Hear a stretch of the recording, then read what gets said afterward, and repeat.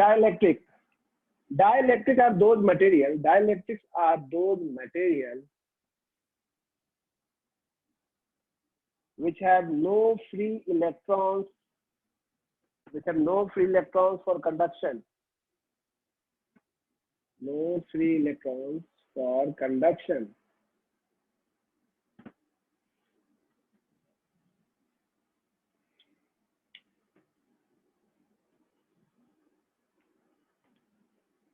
Dielectrics are those materials which have no free electrons for available for conduction या for conduction. Dielectrics are those materials which have no free electrons for conduction. इस तरह से diagram बना के ये दो हिस्सा आप कीजिएगा और मोनोटॉमिक में लिखिएगा. बना लीजिए बस ये डायग्राम. मोनोटॉमिक, पॉलीटॉमिक ये भी आप लिख सकते हैं. ये ऐसे दिखाएं कि जहाँ पर ये नहीं होता फिर भी आप लिख सकते हैं.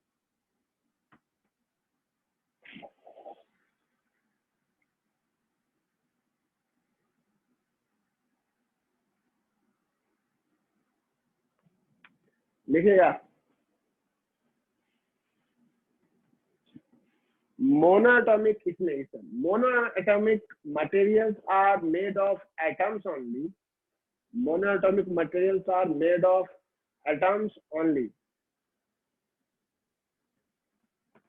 आप नीचे स्टार मार्क के ये पॉइंट वाइज लिखते जा सकते हैं. Monoatomic materials are made of atoms only. Polyatomic materials are made of molecules only. Polyatomic materials are made of molecules only.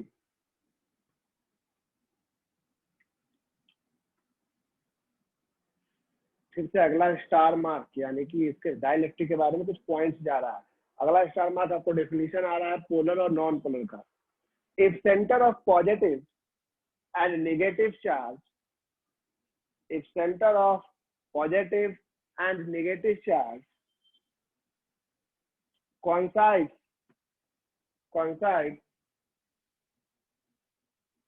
then the material is known as, then the dielectric is known as non-polar dielectric. Then the dielectric is known as non-polar dielectric. Then the dielectric is known as non-polar dielectric.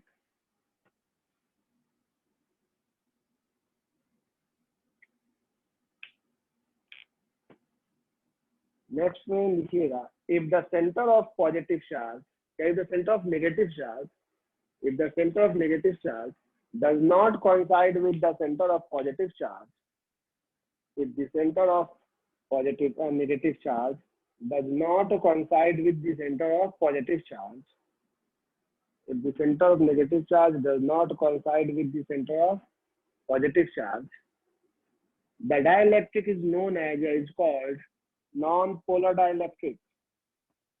The dielectric is known as or called, जो भी लिखना चाहे, the dielectric is known as or called non-polar dielectric.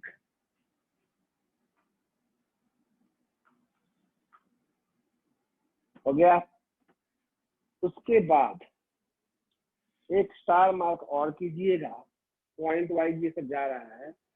Weather a material is polar or non polar, चाहे तो material polar हो या non polar हो. Whether a material is polar or non polar, the net dipole moment in any given volume of heat is always zero. Whether a material is polar or non polar, the net dipole moment of a dielectric in any given volume, तो किसी repeat कर रहे हैं, whether a material is polar or non-polar, the net dipole moment of the dielectric in any given volume, the net dipole moment of the dielectric in any given volume is always zero या is zero. ठीक है. उसके नीचे ये diagram बनेगा. कोई लोग late से ज्वाइन किए हो तो रिकॉर्डिंग देख लीजिएगा. बोलिए ना. अच्छा, बोलने का आवाज नहीं आ रहा मेरा, क्या हो रहा है? क्योंकि आपको हम अनम्यूट कर दिए हैं, आप चाहे तो बोल सकते हैं. 1 मिनट बोलिए भैया. रिपीट करिए ना लास्ट वाला. whether a material is polar or non-polar, whether a dielectric या material जो भी लिख लेते हैं, whether a dielectric is polar or non-polar, comma, the net dipole moment of the dielectric, the net dipole moment of the dielectric in any given volume is always zero. The net dipole moment of the dielectric in any given volume is always zero. ये दो diagram आप जल्दी से बनाएंगे.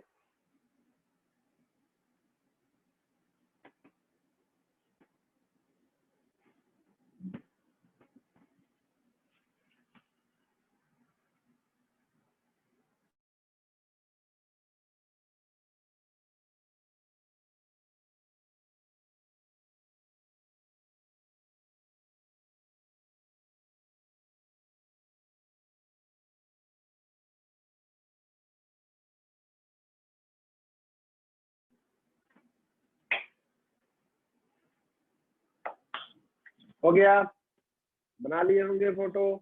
अब आपको हम explain करने जा रहे हैं पोलराइजेशन के बारे में.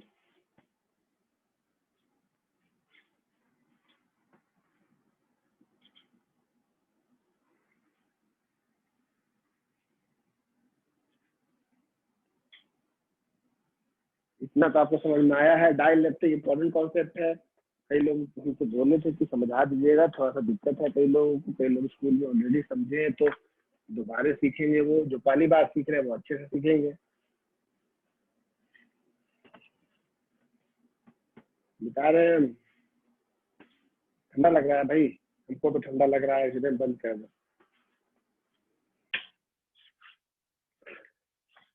अब गर्मी लगेगा तो चालू करेंगे.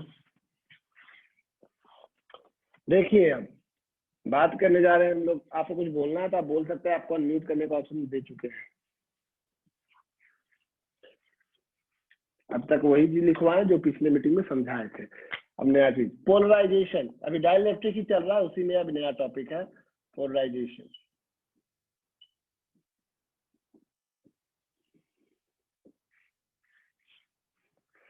सुनिए, पोलराइजेशन क्या होता है. आप अभी ये समझ चुके हैं कि मान लीजिए कोई भी डाइलेक्ट्रिक आप लिए नॉन पोलर ही. ये पोलर डाइलेक्ट्रिक, ये देखिए पोलर डाइलेक्ट्रिक की बात कर रहे हैं. ये आपका रैंडम ओरिएंटेशन था, प्लस माइनस माइनस प्लस कुछ भी था. रैंडम ओरिएंटेशन हम सेट कर दे रहे हैं.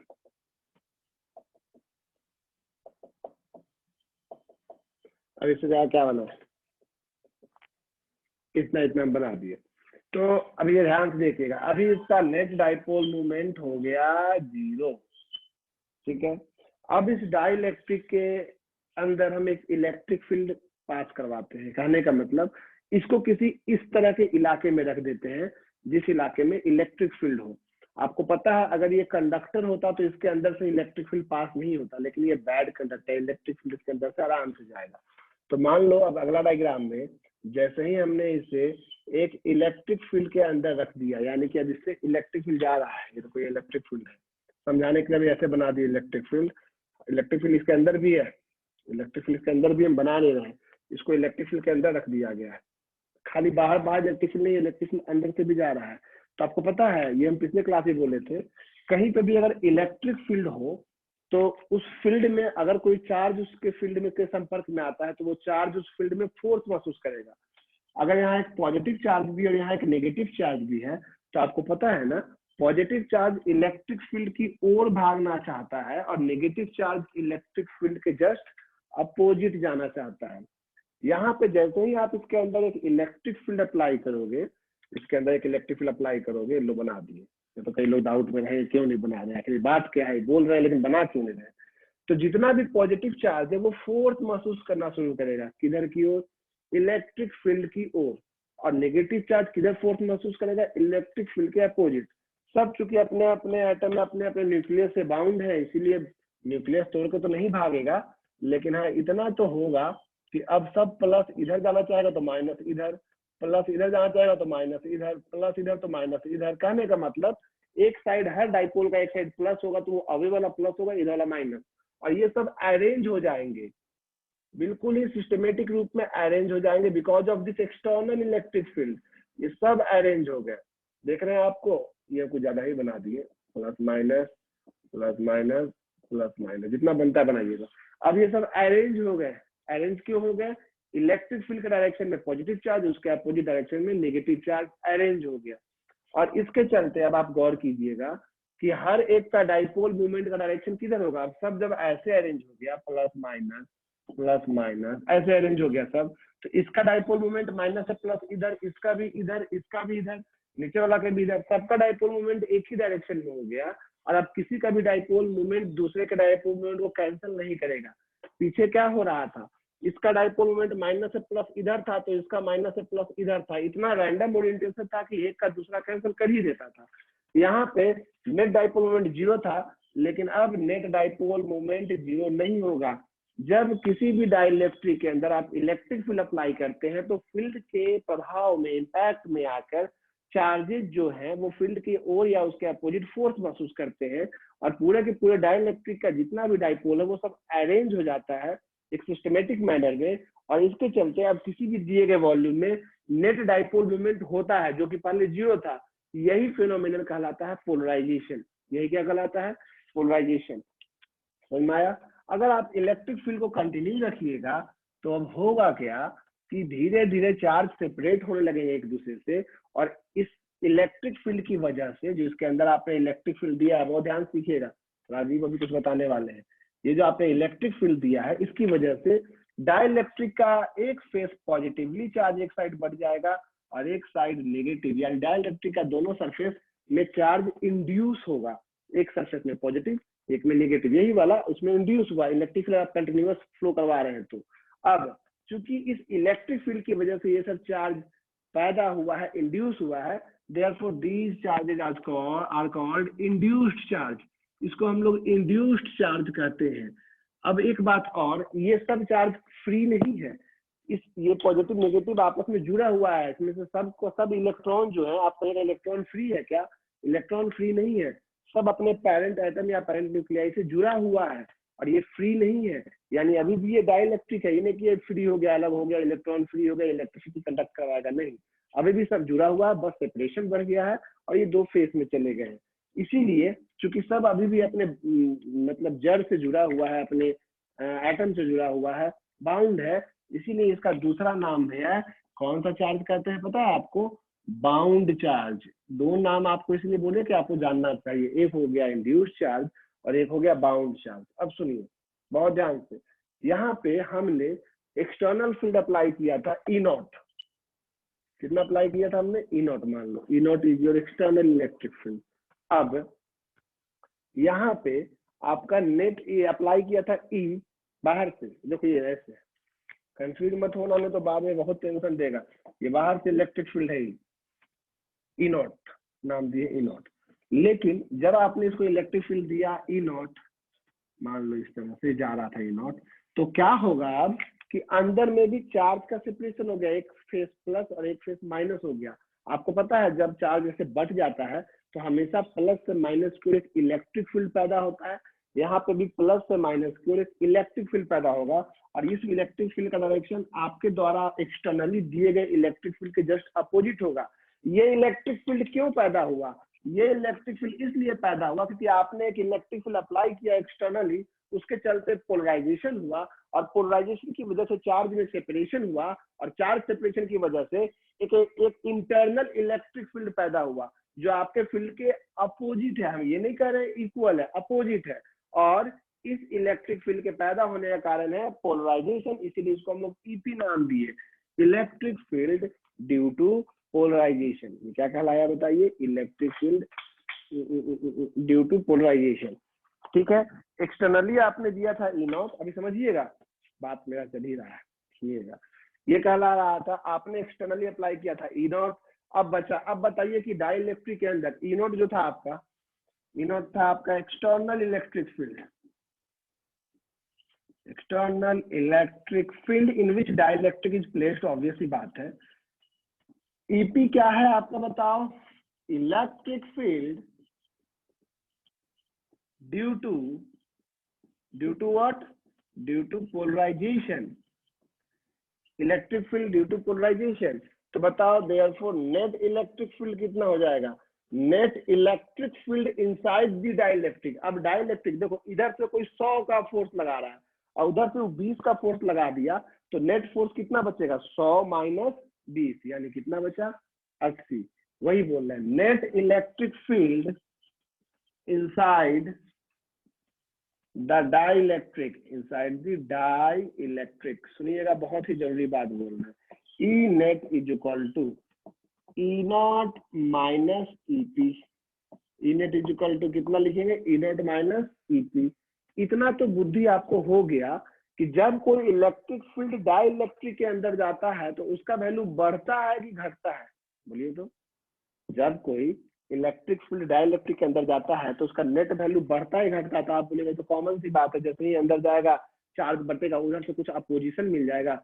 100 था, 20 अपोजिशन मिला तो 100 माइनस 20 80 बचा। बाहर निकल के फिर से वो 100 ही है, वो पूरा इलाका में 100 है, बीच में डाइलेक्ट्रिक है। तो आपसे एक ऑब्जेक्टिव क्या समझ में आया कि डाइलेक्ट्रिक के अंदर इलेक्ट्रिक फील्ड का वैल्यू कम हो जाता है, डाइलेक्ट्रिक के अंदर इलेक्ट्रिक वैल्यू कम हो जाता है। अब समझना थोड़ा सा, कुछ बात हम बोल रहे हैं। मान लो ई नॉट हम दिए थे 100 और ईपी का वैल्यू हो गया है, मान लो ईपी 50 दे रहा है, तो नेट इलेक्ट्रिक फील्ड कितना लिखेंगे? जरा सोच के बताओ, सोचना क्या है। बोलेगा 100 माइनस 50 इक्वल टू कितना हो गया? 50। अब कोई आदमी बोला इतना मेहनत करने से अच्छा है कि हम जान गए कि डाइलेक्ट्रिक है रबर, मान लो ये रबर है, और हम देख रहे हैं कि रबर में हर बार इलेक्ट्रिक फील्ड जब भी हम दे रहे हैं कुछ भी, ईपी का वैल्यू उतना ही से घट रहा है। कोई भी इलेक्ट्रिक फील्ड दे रहे हैं तो पोलराइजेशन की वजह से वही वैल्यू उतना ही से कम हो रहा है इलेक्ट्रिक फील्ड। यानी लोग ये समझ रहे कि एक तरह के मटेरियल में इलेक्ट्रिक फील्ड एक खास वैल्यू से रिड्यूस होता है। ये एक्सपेरिमेंट के जरिए हुआ। तो जैसे कि मान लो लोगों ने कहा कि बार बार ईपी निकालने से अच्छा है कि हम अपने से उसके लिए बार बार एक्सपेरिमेंट करके एक कांस्टेंट निकाल लेते हैं। जैसे नेट इलेक्ट्रिक फील्ड उसको लिखना है ना, तो जितना था 100, अगर इसको हम 2 से डिवाइड कर दे तो ये वैल्यू भी कितना देगा? 50। तो दुनिया वाला बोला कि सुनो भाई, कोई भी इलेक्ट्रिक फील्ड ले जाओ, अगर आप रबर के अंदर ले जा रहे हो, हम बोलने के लिए बोल रहे हैं, अगर आप रबर के अंदर ले जा रहे हो तो हर बार उसको कितना से डिवाइड कर दो? 2 से डिवाइड कर दो। इतना ईपी निकालने की जरूरत नहीं है, हम आपको एक कांस्टेंट सीधे सीधे बता दे रहे हैं। हम आपको एक कांस्टेंट सीधे सीधे बता दे रहे हैं कि इससे डिवाइड करोगे तो आंसर आ जाएगा। कहने का मतलब उन लोगों ने कहा कि ई नेट निकालने के लिए ई नॉट को एक हम कोई भी कांस्टेंट तुमको बता देंगे के, इस कांस्टेंट से डिवाइड करो। तो लोग बोला ये के क्या है?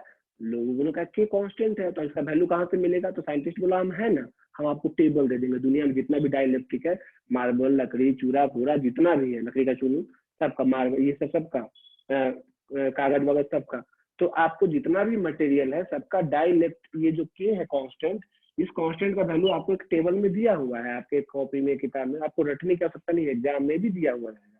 ध्यान सुनिए, तो ई नॉट माइनस ईपी के बजाय हमने एक कांस्टेंट चुना जिससे डिवाइड करने पे वही वैल्यू आता जो ये घटाने पे आ रहा है।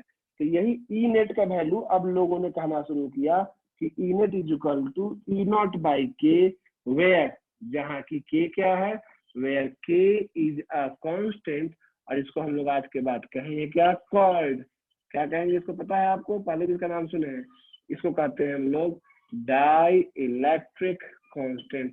के is a constant known as dielectric constant. क्यों कहते हैं कांस्टेंट, और इसका नाम है dielectric constant. E net is equal to E naught by के।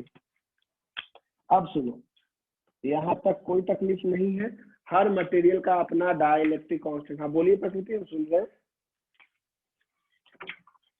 सर वो बीच से ना मेरे को कुछ पता समझ में नहीं आया, थोड़ा सा नेटवर्क इशू हो गया था। ये एक बार समझ फिर में से आया है, एक्सप्लेन कर। ये ईपी समझ में आया है, ये हाँ कहाँ हाँ, से आया? डायग्राम पूरा समझ में आ गया मेरे।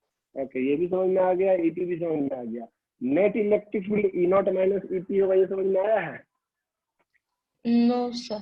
जब आपका electric field E naught entry किया है और नया फील्ड पैदा हुआ है ईपी, तो इसके अंदर जो नेट फील्ड होगा ई नेट कितना बचा?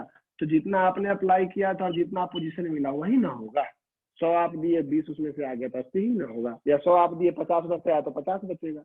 तो इसीलिए net electric field E naught minus EP लिखे, ठीक है। और इसी वैल्यू को हम ई नॉट बाई के लिख रहे हैं, जहाँ के का वैल्यू 1 से बड़ा होना चाहिए।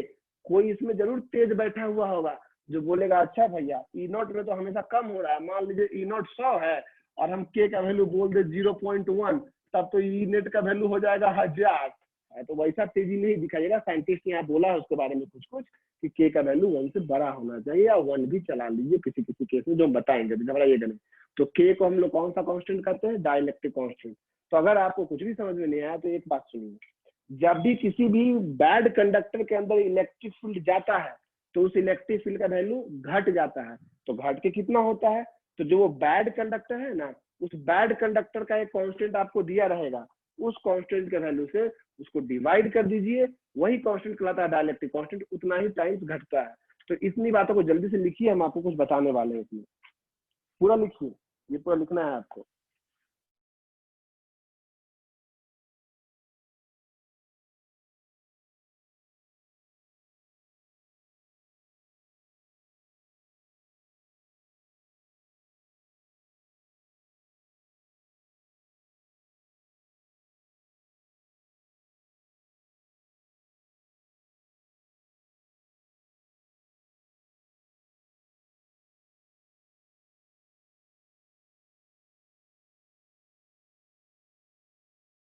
इसको आप लिखिए, ठीक है।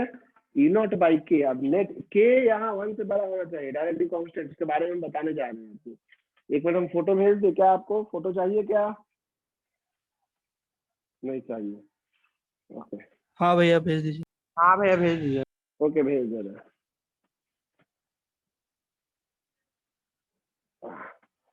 फोटो में भी चमकता है ना ये थोड़ा सा। मनी भी आ, देखो कुछ बच्चा लोग आया होगा तो मिल लेना, तो हम आ रहे हैं, मतलब बैठा लेना।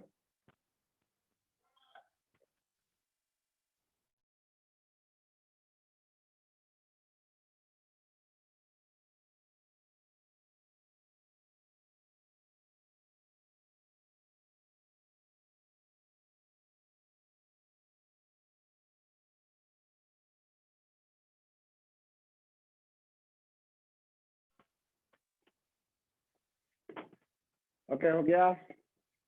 आप लिखिएगा, अभी हम नहीं कुछ बोल रहे। डाइलेक्ट्रिक कांस्टेंट का डेफिनेशन एक बार और पहले हो चुका है। रिलेटिव परमिटिविटी बोले तो याद आता है ना, वही रिलेटिव परमिटिविटी है ये। उसी को हम बोले थे कि बाद में अच्छे से एक्सप्लेन करेंगे, वही एक्सप्लेन कर रहे हैं। इतना समझ में आया? इलेक्ट्रिक फील्ड का वैल्यू कितना से घट जाता है? के टाइम्स के फैक्टर से घट जाता है, रिड्यूस हो जाता है। 1 by k times, not k times, 1 by k times.